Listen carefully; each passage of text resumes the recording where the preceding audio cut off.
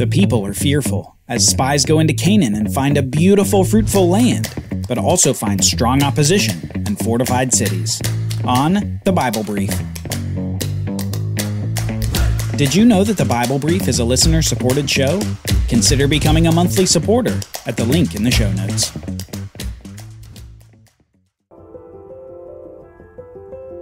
The people are at the southern border of the land of Canaan, encamped at a place called Kadesh. They haven't come to Kadesh without additional trouble after the incident of the craving in the quail. The leadership of Moses has continued to be questioned, and this time it wasn't just some random group within the camp who was doubting the authority of Moses. This time it was his own sister. On the way to Kadesh, Miriam, the sister who had assisted Moses when he was just a baby in his little basket ark among the reeds of the Nile, well, she rebels against the authority of her own brother. Perhaps it was after seeing the 70 men prophesy after God's Spirit came upon them, or perhaps it was for another reason. But in any case, Miriam questions the singularity of Moses' leadership. She's seen other people speak God's words by his Spirit, and she seems to think that because others have prophesied, that Moses has been demoted to something less than the de facto leader of the nation of Israel. However, in a quick course of action, God rebukes her rebellion by giving her a leprous skin disease and causing her to be banished from the camp for a full week.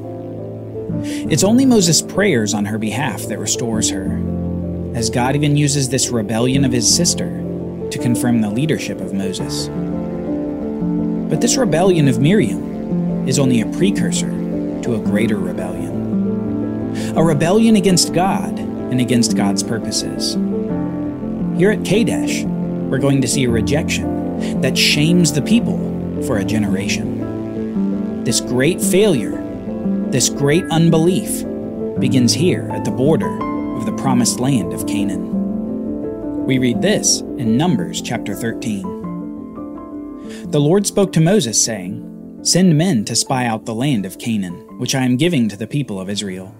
From each tribe of their fathers you shall send a man, every one a chief among them." So Moses sent them from the wilderness of Paran, from Kadesh, according to the command of the Lord, all of them men who were heads of the people of Israel.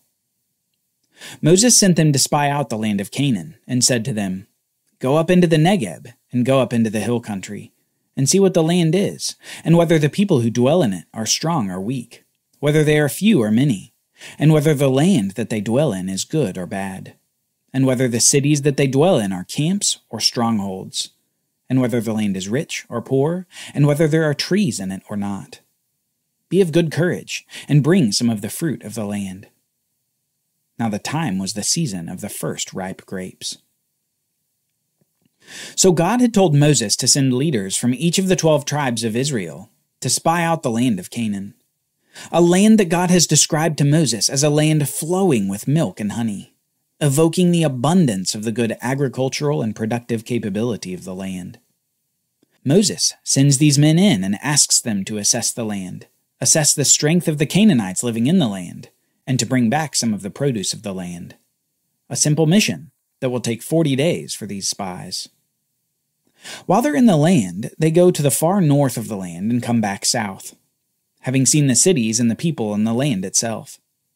And as if to demonstrate the amazing fruitfulness of the land, they bring back a single cluster of grapes that requires 2 men to carry it on a pole between them. As readers, we get the sense that the land is better than they may have even imagined it. But there is a catch. The people in the land are going to present a problem. At the end of the 40 days, they returned from spying out the land. And they came to Moses and Aaron and to all the congregation of the people of Israel in the wilderness of Paran at Kadesh. They brought back word to them and to all the congregation, and showed them the fruit of the land. And they told them, "We came to the land to which you sent us. It flows with milk and honey, and this is its fruit. However, the people who dwell in the land are strong, and the cities are fortified and very large. And besides, we saw the descendants of Anak there. The Amalekites dwell in the land of the Negeb, the Hittites, the Jebusites, and the Amorites dwell in the hill country, and the Canaanites dwell by the sea, and along the Jordan River." Note here the positives and negatives. Positives. The land indeed flows with milk and honey, and they have this huge grape cluster as proof of its fruitfulness.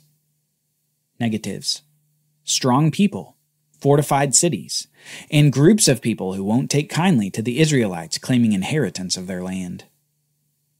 How would you react to these positives and negatives? Maybe you'd say, well, by numbers there are more negatives than positives, so maybe we shouldn't go in there. Or perhaps in a better moment you'd say, if there are more grapes like these, let's go. It's time to take the land that we've been promised ever since Abraham. With positives and negatives like these, you can imagine the people beginning to waver and tremble before the prospect of entering Canaan. They'd gone from Egyptian slavery to wilderness wandering, and now to the prospect of driving out the inhabitants of the land. But they weren't without hope. 2 of the 12 spies encouraged the people in a great act of faith. The first of the 2 is a man named Caleb from the tribe of Judah. But Caleb quieted the people before Moses and said, "Let us go up at once to occupy it, for we are well able to overcome it." Then the men who had gone up with him said, "We are not able to go up against the people, for they are stronger than we are." So they brought to the people of Israel a bad report of the land that they had spied out, saying, "The land through which we have gone to spy it out is a land that devours its inhabitants, and all the people that we saw in it are of great height.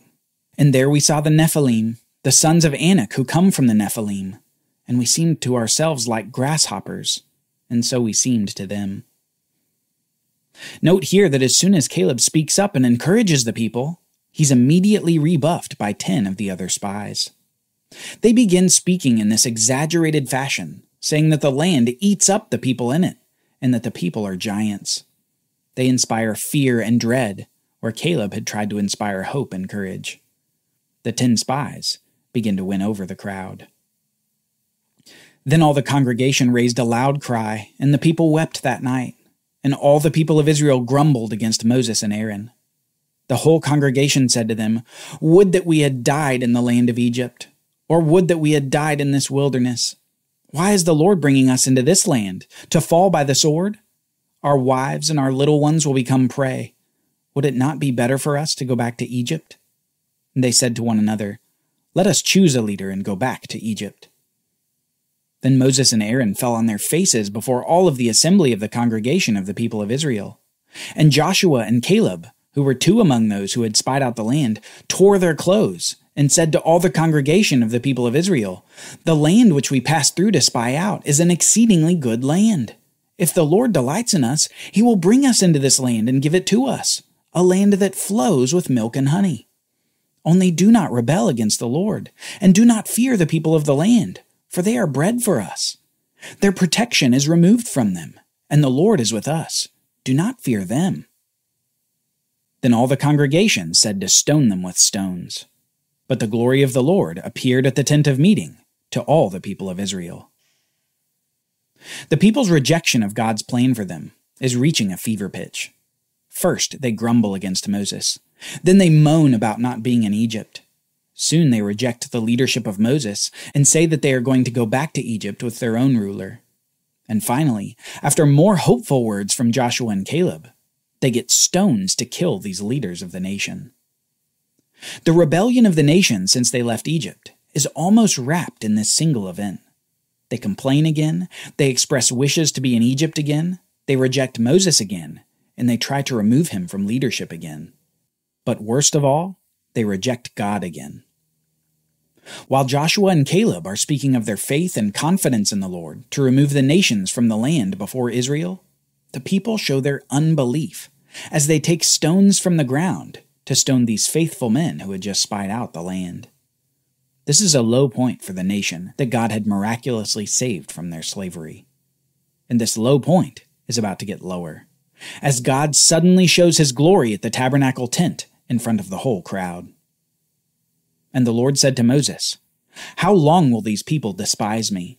And how long will they not believe in me, in spite of all the signs that I have done among them? I will strike them with pestilence, and disinherit them, and I will make of you a nation greater and mightier than they." But Moses said to the Lord, "Then the Egyptians will hear of it, For you brought up this people in your might from among them, and they will tell the inhabitants of this land. They have heard that you, O Lord, are in the midst of this people. For you, O Lord, are seen face to face, and your cloud stands over them, and you go before them, in a pillar of cloud by day and a pillar of fire by night. Now if you kill this people as one man, then the nations who have heard of your fame will say, it's because the Lord was not able to bring the people into the land that he swore to give them, that he has killed them in the wilderness.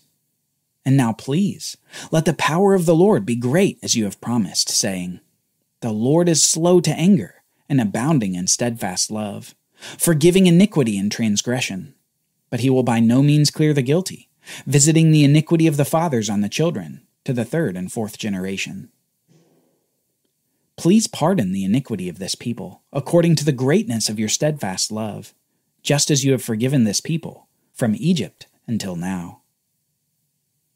God again has expressed his extreme displeasure at the lack of faith among this nation that he has saved, and he again offers to make a nation out of Moses.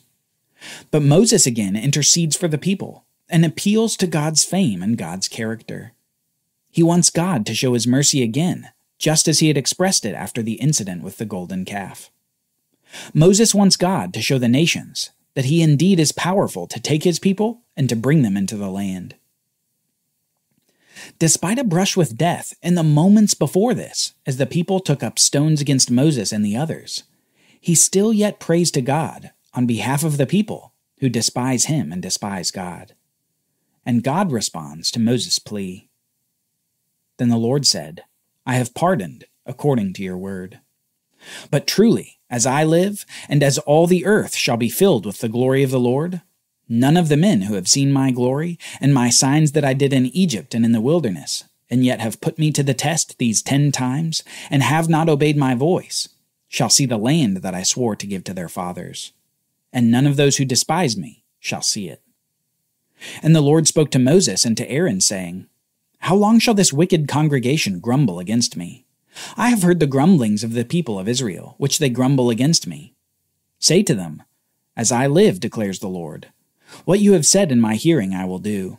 Your dead bodies shall fall in this wilderness, and of all your number, listed in the census from 20 years old and upward, who have grumbled against me, not one shall come into the land where I swore that I would make you dwell, except Caleb and Joshua. But your little ones, who you said would become a prey, I will bring in, and they shall know the land that you have rejected.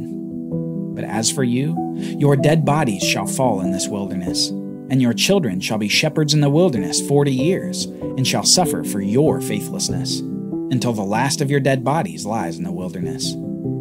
According to the number of days in which you spied out the land, 40 days, a year for each day, you shall bear your iniquity 40 years, and you shall know my displeasure. I, the Lord, have spoken. Surely this will I do to all this wicked congregation who are gathered together against me. In this wilderness they shall come to a full end, and there they shall die.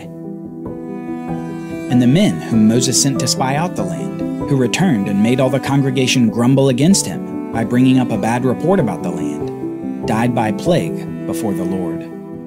Of those men who went to spy out the land, only Joshua and Caleb remained alive.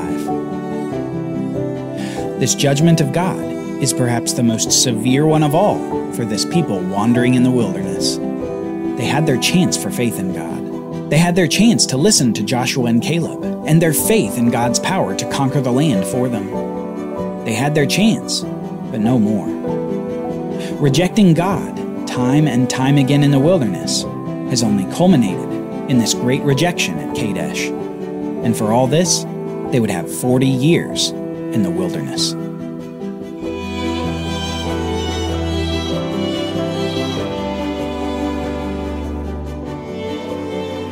Join us next time as we see land that actually does eat up its inhabitants, as some priests among the tribe of Levi hurl accusations at Moses and Aaron. The Bible Brief is brought to you by the Bible Literacy Foundation, dedicated to helping people like you learn the Bible.